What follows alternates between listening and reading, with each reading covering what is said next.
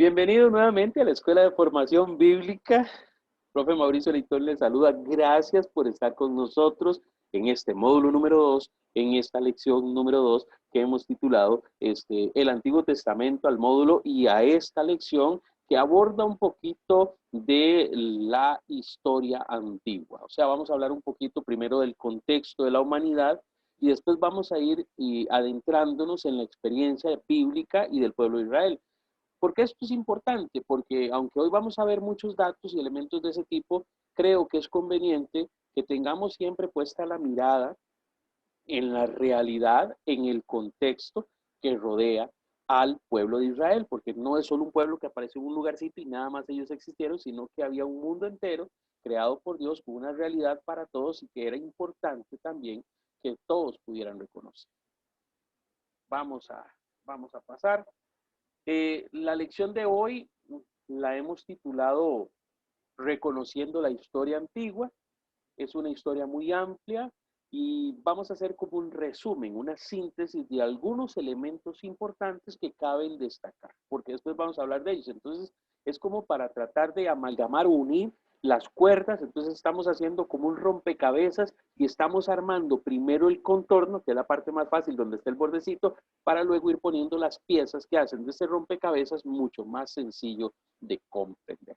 Ahora bien, vamos a hacer la oración. Yo estoy empezando la reunión y quiero invitarles a que oremos, a que hablemos con Dios y le pidamos a Él su ayuda, que le pidamos al Espíritu Santo su sabiduría, pero sobre todo pidamos a Dios que toque nuestro corazón y nos ayude a cambiar, a ser hombres y mujeres mejores, a tener una actitud distinta ante la vida. Y en este año 2021, en el que vamos a salir adelante, aunque haya dificultades, aunque haya problemas, nos vamos a levantar para decir que con Dios todo es posible. Así que vamos a empezar nuestra oración y decimos, en el nombre del Padre, del Hijo y del Espíritu Santo. Amén. Gracias te damos, Dios. Gracias por tu amor. Gracias por tu misericordia. Gracias por este día martes, este día miércoles tan hermoso que nos regalaste, por la oportunidad de hablar contigo, por la oportunidad de ser una familia en Dios. Gracias, porque pese a nuestras debilidades, a nuestro pecado, tú nos sigues demostrando tu amor incondicional. Gracias, porque hoy estamos unidos en esta escuela de formación bíblica para decir que creemos en ti y que esas promesas que están en el Antiguo Testamento son mis promesas, son las promesas que logro constatar con Jesucristo el Señor. Te pido, Dios mío, que tomes mi corazón y lo transformes. Cámbiame, renuévame, ayúdame a ser un verdadero hijo tuyo. Que mis actitudes, que mis palabras, que mis acciones que sean conforme a tu voluntad, sean conforme a tus deseos, sean conforme a tu grandeza.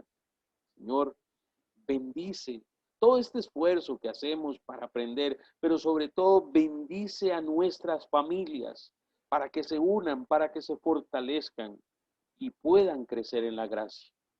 Para que de tu mano, Señor, nos levantemos y declaremos la victoria de Jesucristo en nuestra familia, la victoria de Jesucristo en nuestra vida, la victoria de Jesucristo en Costa Rica, en todo lo que está sucediendo en el mundo. Hoy invocamos tu poder, Dios, porque sabemos que eres un Dios bueno, eres un Dios misericordioso, eres un Dios que hace milagros, eres un Dios que partió el mar rojo en dos. Hoy te pedimos que partas ese mar de pecado, que partas ese mal de enfermedad, de pobreza, y transformes nuestro país, transformes nuestras familias y transformes nuestras vidas con el poder del Espíritu Santo. Y ayúdanos a tener siempre la certeza de que tú estás a nuestro lado, de que tú nos estás cambiando y nos ayudas a ser cada día mejores. Gracias por tu amor, gracias por tu misericordia hoy y siempre y por los siglos de los siglos. Amén. En el nombre del Padre, del Hijo y del Espíritu Santo. Amén.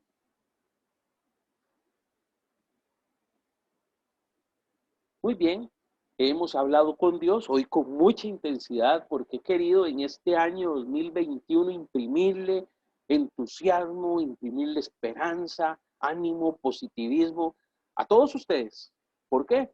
Porque Dios me lo ha depositado a mí en el corazón y quiero compartirlo con ustedes. Porque aunque yo no vea la otra orilla, estoy seguro que el Señor me está esperando en la orilla.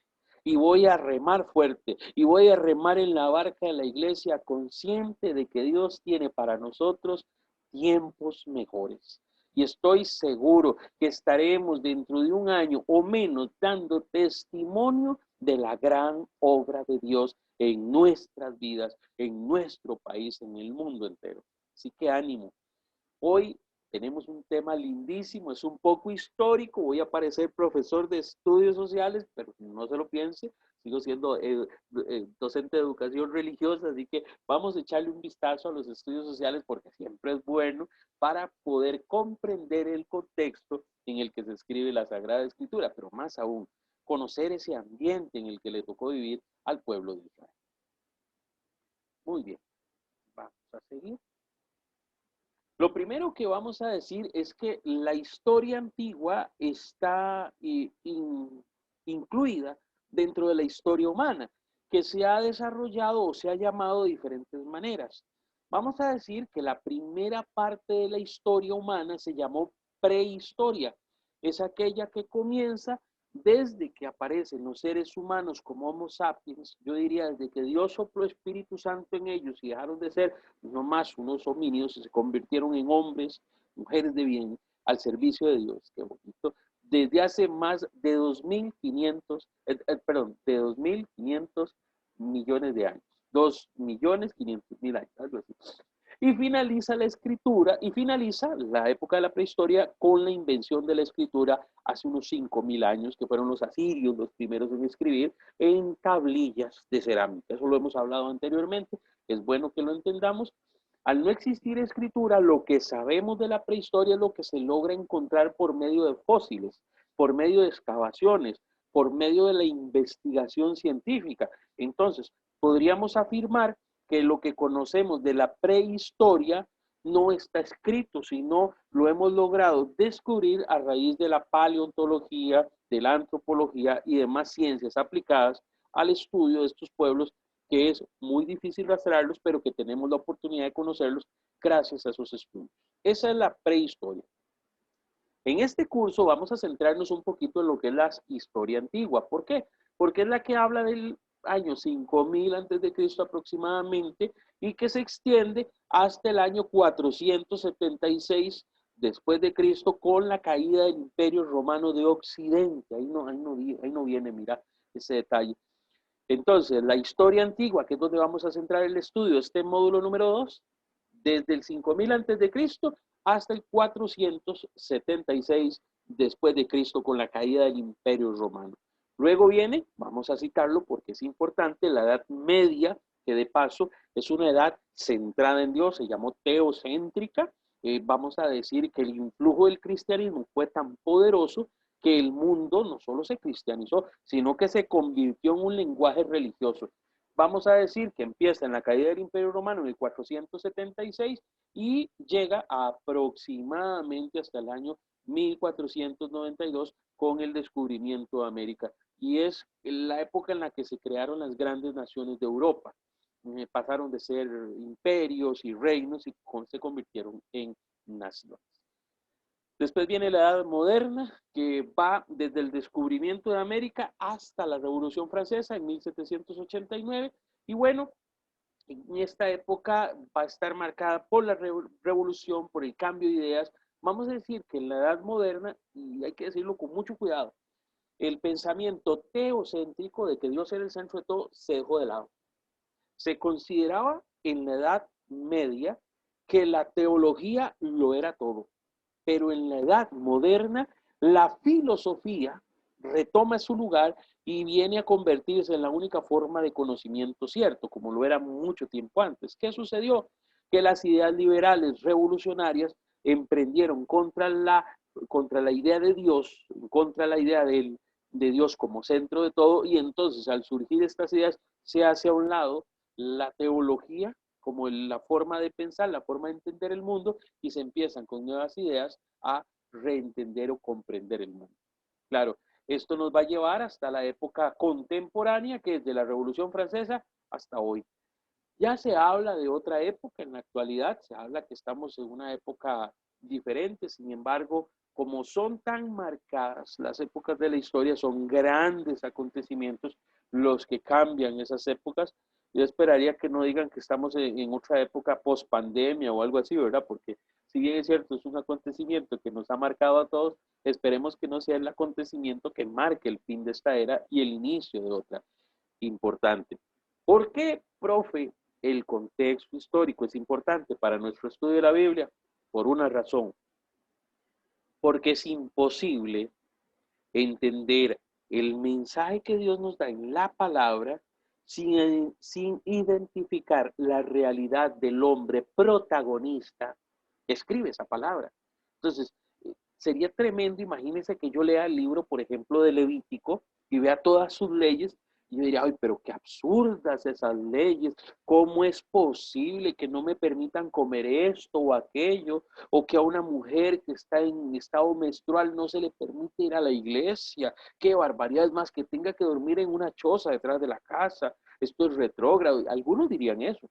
Claro, si nosotros les decimos, mijo, pero es que tenés que entender que la escritura está contextualizada en una época diferente, en una época en la que no existían refrigeradoras, no existían conocimientos de bacterias, virus y microbios, y en ocasiones Dios tuvo que iluminar a los agiógrafos o a los autores sagrados diciéndoles, no coman tal cosa, porque es impuro y no agrada al Señor. Porque decirle a los hombres de esa época, porque mire, tienen microbios y bacterias y porque se va a desarrollar un virus terrible que va a eliminar la humanidad antes de tiempo, entonces no. E incluso ahora ni siquiera se sabe de dónde salió el virus del COVID. Todavía la OMS no sabe si fue en los murciélagos o en un mercado, todavía no saben.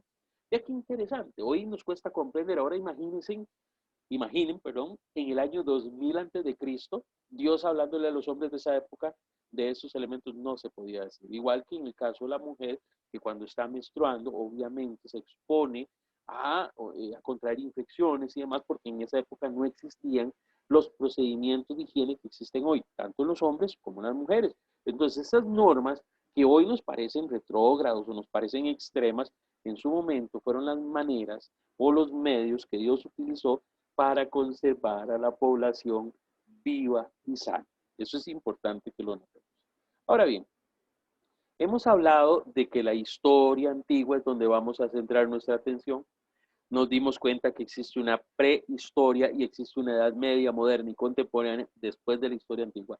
Sin embargo, en este estudio del Antiguo Testamento, obviamente vamos a tratar de mantenernos en ese concepto, en esa época histórica, entendiendo que en el 5000 se inventó la escritura aproximadamente y que va a ser hasta el 476 después de Cristo que esa era se termina.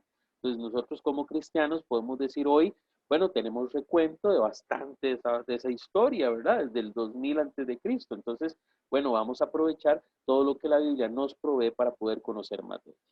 Ahora bien, he querido presentarles un mapa. Yo estimo siempre conveniente que miremos los mapas porque es una forma de dimensionar el mundo en el que le correspondió vivir al pueblo de Israel.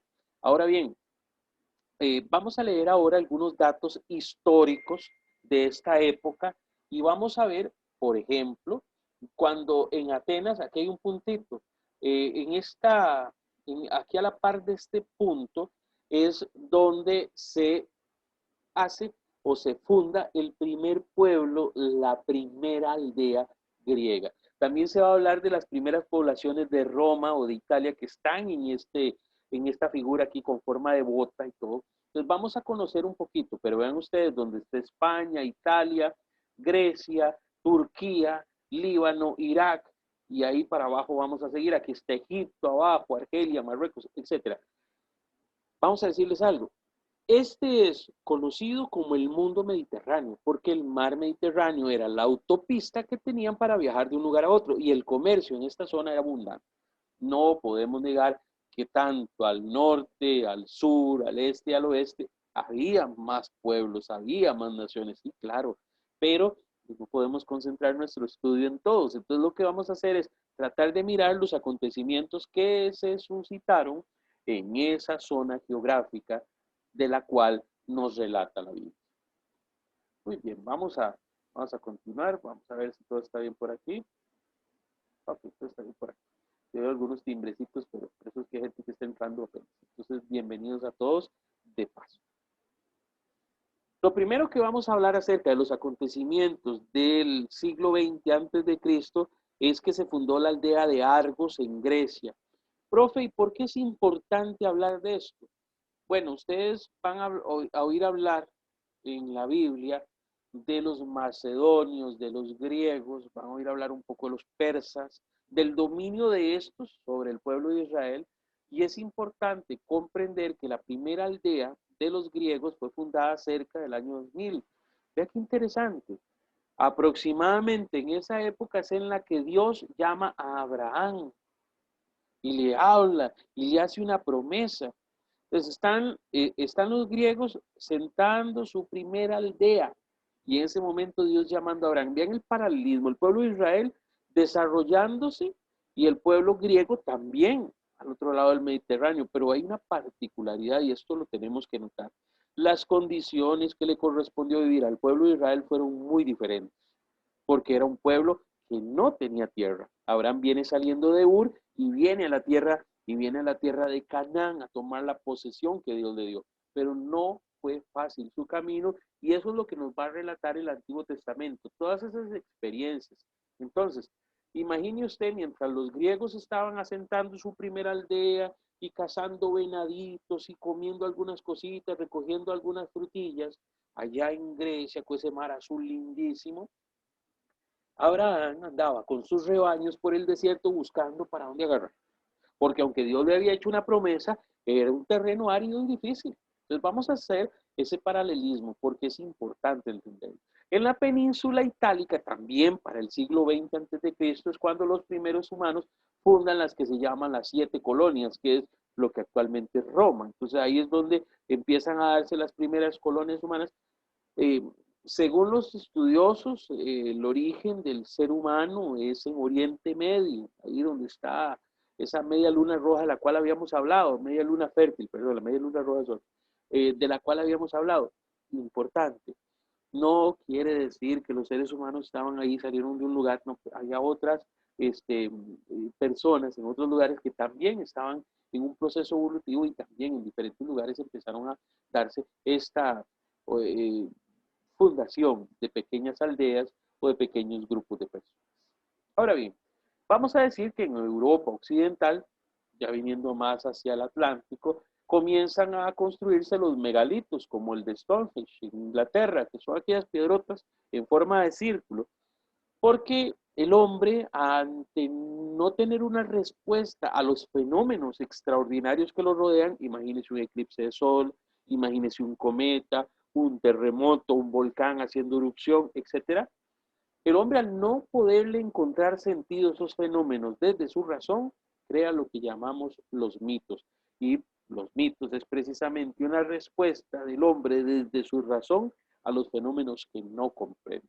De ahí que Dios, cuando se revela a Abraham, viene siendo algo totalmente diferente e innovador, porque es el único Dios. Y le dice, soy el Dios, el único Dios.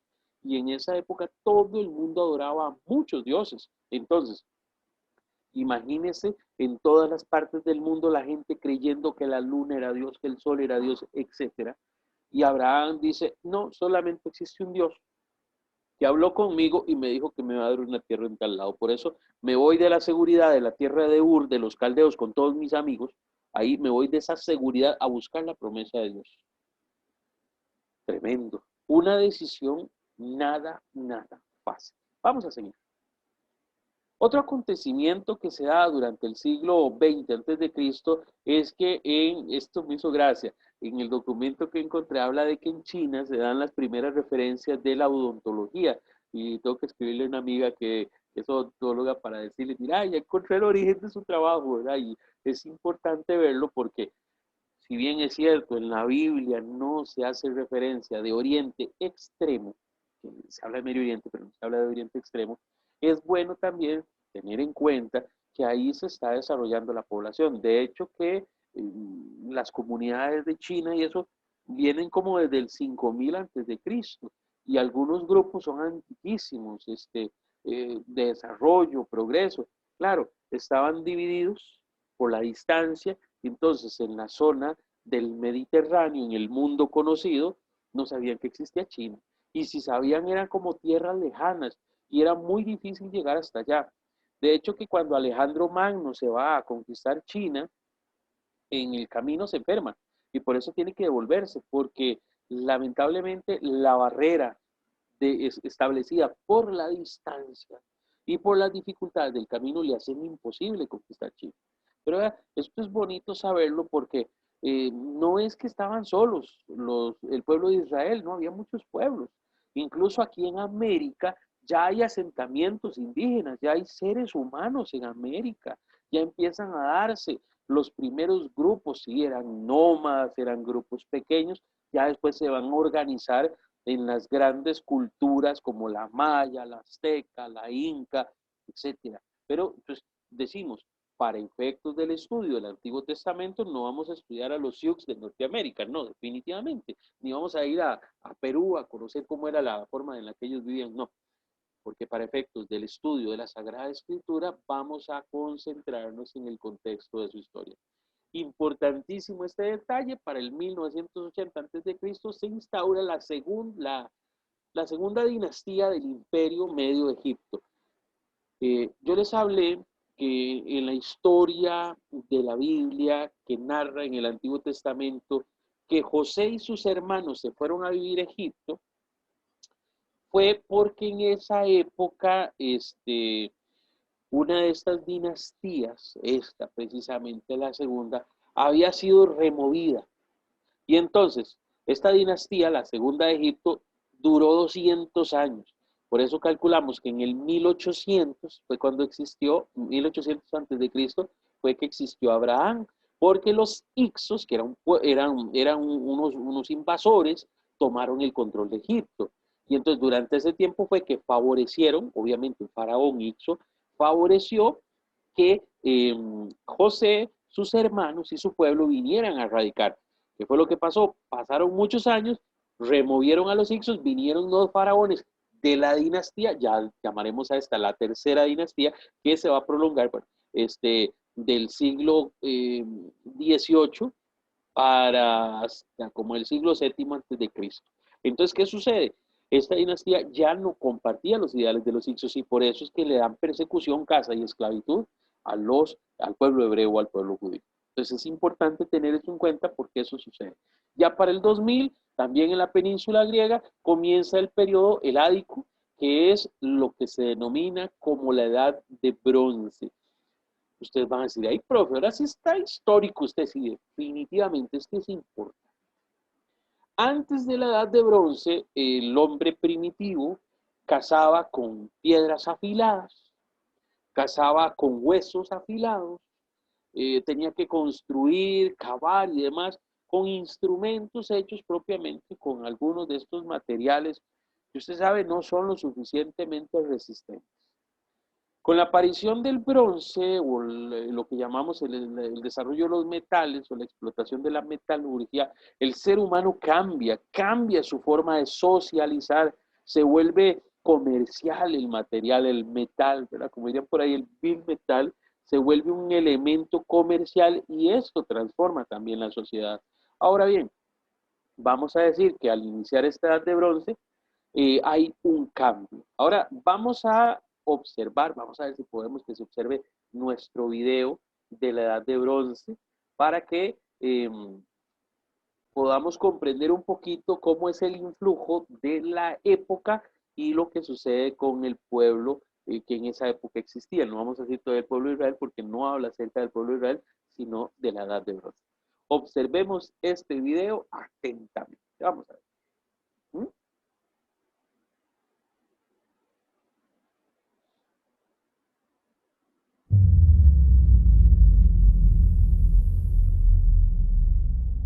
Desde la oscuridad de los tiempos, el hombre buscó la calidez de la luz. En duras y largas jornadas, huía de las sombras del tiempo, y ya nada le detendría. Hace 450.000 años, los primeros pobladores de estas tierras se dividían en pequeños grupos que, asentados en las terrazas de los ríos, sobrevivían como cazadores-recolectores. Perseguían presas, como vacas, caballos, cabras y venados, y recogían también frutos y raíces. Ya conocían el fuego, y su tecnología se basaba en grandes y pesados útiles de piedra que utilizaban para sobrevivir y obtener alimentos. Poco a poco, se fue intensificando la explotación del medio en el que habitaban y sus armas y herramientas se perfeccionaron y especializaron. Estos son elementos muy Nuevas importantes. herramientas y estrategias de caza les permitieron sobrevivir a los cambios en las temperaturas del planeta.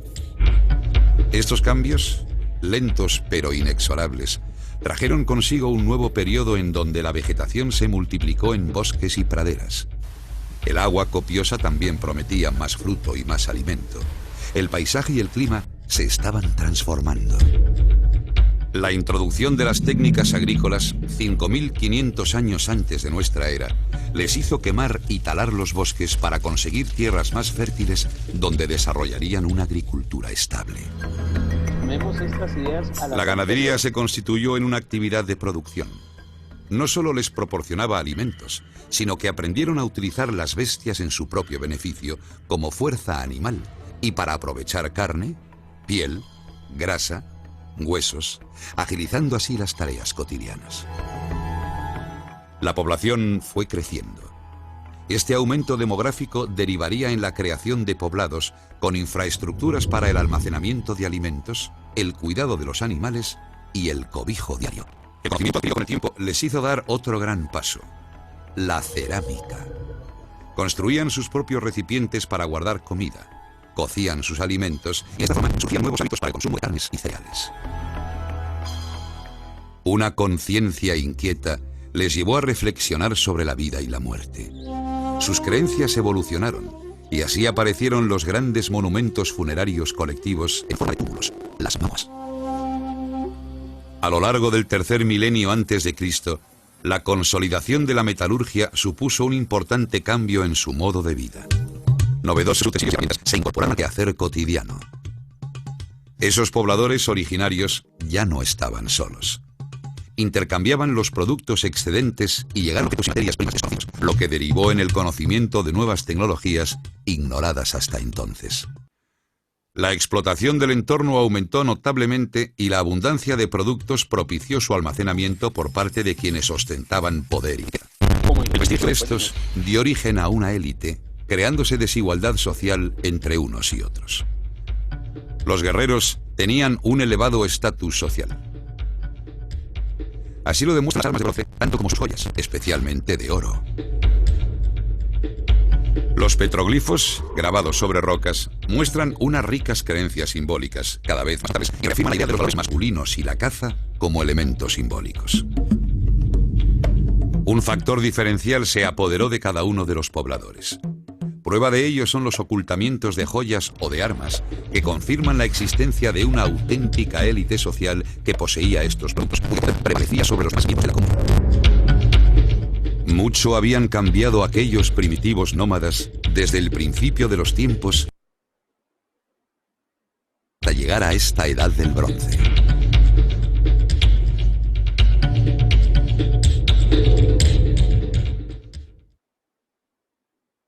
Perdón, me adelanté en el pase de la diapositiva. Muy bien. Este video que nos describe muy brevemente la evolución del ser humano y la evolución de las herramientas utilizadas por él está enfocado hacia la de bronce. Sin embargo, hay elementos que me gustó señalar y que les mencionaba durante el video. Primero, el desarrollo de organizaciones humanas alrededor del cuidado de los animales o las cosechas. Recuerden que el pueblo de Israel, que inicialmente era un pueblo que viajaba de un lugar a otro, nómada se le llamaba así, lo que normalmente tenía eran rebaños de cabras, de ovejas, y de algún tipo de animales pequeños, o sea, tenían sus caballos y tenían sus vacas, pero vamos a ser claros, los rebaños eran rebaños que tenían que llevar de un lugar a otro para buscar dónde llevarlos a pastar. Estos pueblos, como el pueblo hebreo en el principio, cuando no tenía tierra propia, andaba vagando. Y yo no le quiero que usted se imagine un grupo de 20 personas con un rebaño de cabras. No, no. Estamos hablando de un grupo numeroso, varias familias que se han asociado, que tienen a un líder, a un caudillo. Por ejemplo, decía de la estratificación social. Ya había quienes eran dueños de un montón de cabras, un montón de ovejas. En el caso de Abraham, era un hombre propietario, tenía incluso sus esclavos. Recuerden que en esta época de la que estamos haciendo referencia en el tema del día de hoy, historia antigua, eh, era patente la existencia de la esclavitud. Y aunque hoy estamos conscientes que es una conducta inmoral, que no se puede esclavizar a un ser humano, en esta época se consideraba viable tener un esclavo. Es más, las personas medían su estatus social dependiendo la cantidad de esclavos que tenían. Y algunos de ellos habían sido esclavizados porque en algún momento solicitaron un préstamo o contrajeron una deuda con uno igual a él y al no poderle pagar tenía que servirle con esclavitud. En otros casos, los esclavos provenían de pueblos conquistados por ellos mismos. Entonces, se organizaban varias familias, había grupos numerosos con armas y demás, conquistaban a otro grupo más pequeño y convertían en esclavos a sus hombres, mujeres y a sus niños. Esto es importante que lo entendamos porque también en la cultura del pueblo de Israel vamos a ver en el inicio que aparece y se menciona constantemente la figura del esclavo, del siervo, aquel que mira a su señor como su amo. Entonces esto es importante para entender ese lenguaje, pero también como parte de la historia humana. Otro elemento al que también se hizo referencia fue al tema de la concentración de la riqueza, del oro, del bronce, de esos metales que le dieron a algunos poder, estatus. Vamos a recordar un poquito, cuando la Biblia nos habla de las riquezas que produce la tierra prometida, es una tierra que emana leche y miel. ¿Ve usted? En ningún lado dice, hay oro abundante, hay una veta de petróleo. No, no, no, no habla de eso. Lo que nos habla la Escritura es que la riqueza que Dios da es esa capacidad que le da al ser humano de subsistir, de poder procrear una familia y poder sostenerse con dignidad. No hace una referencia propiamente a las riquezas económicas como el oro, la plata, no hace referencia a eso. Pero es importante también recordar que es una tierra que es sinónimo de ese progreso, porque si usted tiene muchas vacas, si tiene muchos rebaños, si tiene mucha tierra donde poder cosechar, eso le va a generar unas posibilidades de adquirir riqueza de otro tipo, ¿verdad? Llámese ropas, tiendas, animales, etcétera. Este es el contexto en el que le corresponde vivir a los seres humanos en el tiempo en el que se escribe el Antiguo Testamento. Entonces, esto es parte, digo yo, de lo que es necesario comprender a la luz del tema que vamos a desarrollar. Y tal vez usted está ahí preguntándose, profe, ¿pero a qué vamos a abrir la Biblia? Paciencia. En esta clase, donde estamos haciendo vamos a decir, una expedición desde la altura, desde la distancia, citando nombres, lugares, situaciones, yo quiero que ustedes coloquen al pueblo de Israel en ese contexto histórico. En ocasiones ponemos al pueblo de Israel ya como una nación desarrollada y poderosa. No, estamos hablando de familias nómadas con sus rebaños buscando la tierra que Dios le prometió a Abraham. Eso es importante, porque hoy muchas personas andan buscando esa tierra prometida todavía. ¿Por qué? Porque están buscando esa paz, esa tranquilidad, esa seguridad que les dan los bienes y la economía. Nosotros como cristianos, ¿dónde sabemos que está nuestra plenitud? ¿Dónde está nuestra abundancia? Pues no está aquí, no está en la tierra, está en el cielo. Y nosotros como cristianos ya no ponemos nuestra mirada en la tierra que emana leche y miel esperando tener grandes rebaños y grandes cosechas, sino lo que esperamos es cosechar abundancia en el cielo, en la vida eterna. ¿Vieron qué diferente? O sea, la época en la que vivimos ahora, aunque hay mucha riqueza, aunque hay muchos chunches, no son tan importantes en el marco de lo que nosotros ahora aspiramos, que aspiramos más allá de la tierra, aspiramos más allá de esta realidad terrena, vamos a decirlo así, aspiramos a una realidad eterna con Dios en esa plenitud que solo Él nos puede dar. Vamos a continuar. Vamos a ver si me va a pasar aquí. A ver, ahí está. Yo quisiera que en este primer paso que estamos dando para el estudio del Antiguo Testamento, eh, hagamos como fotografías de las etapas.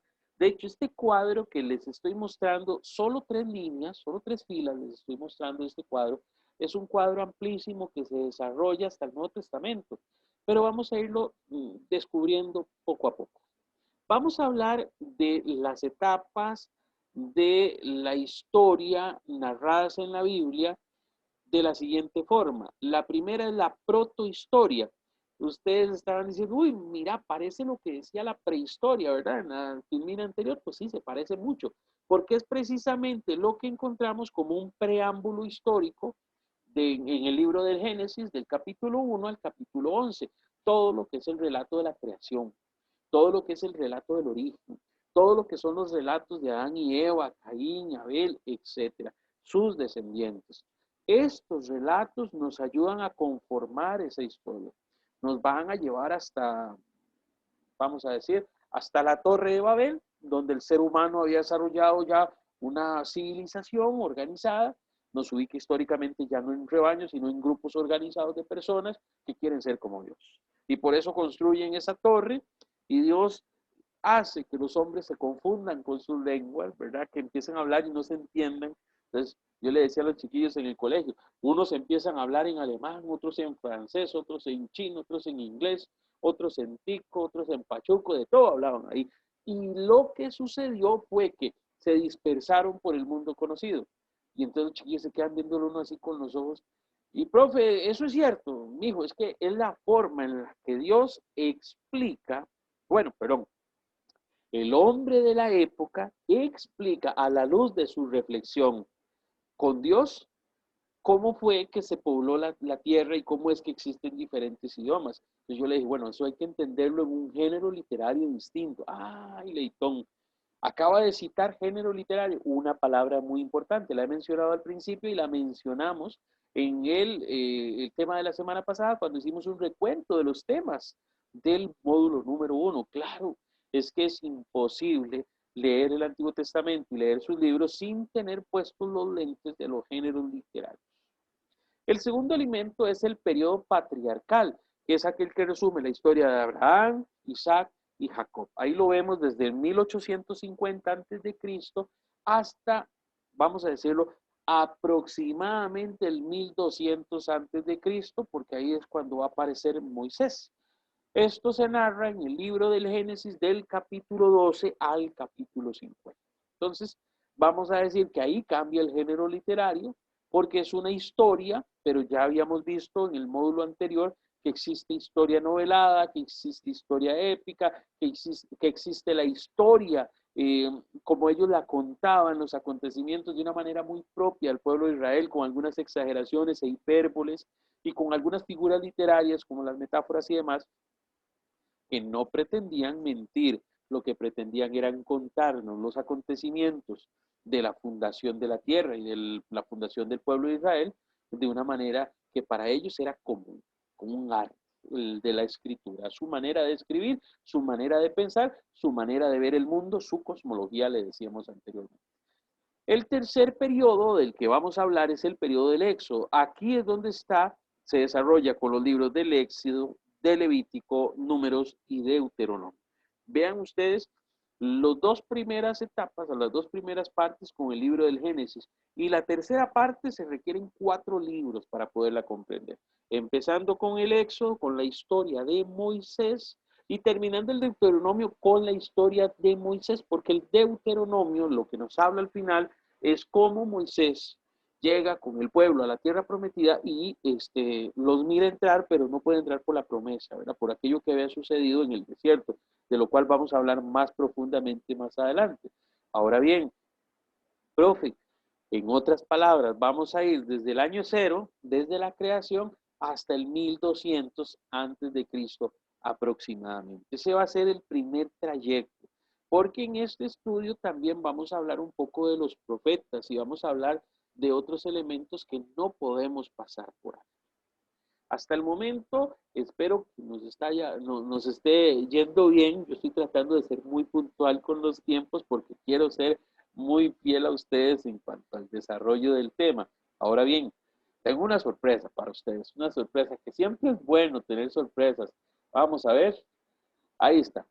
Para la próxima semana, ay, profe, ¿cómo? Sí, para la próxima semana tenemos una tareita, la lectura del libro del Génesis, ¿sí? Del capítulo 1 al 11, vamos a ver esa primera parte, ese género literario conocido como fábula o leyenda, y vamos a estudiar su figura y voy a darles algunos ejemplos para que logremos hacer una interpretación justa, pero muy importante, porque esto es uno de los elementos que más genera confusión entre los niños y los jóvenes, porque quieren leer el Génesis como si fuese el libro de estudios sociales y no es así. Entonces vamos a hacer una justa interpretación del Génesis. A mí me gusta hacer mucho esto porque nos ayuda a reconocer cuál es el mensaje que Dios tiene para nosotros en todos esos episodios y en esas narraciones tan importantes del inicio de la creación.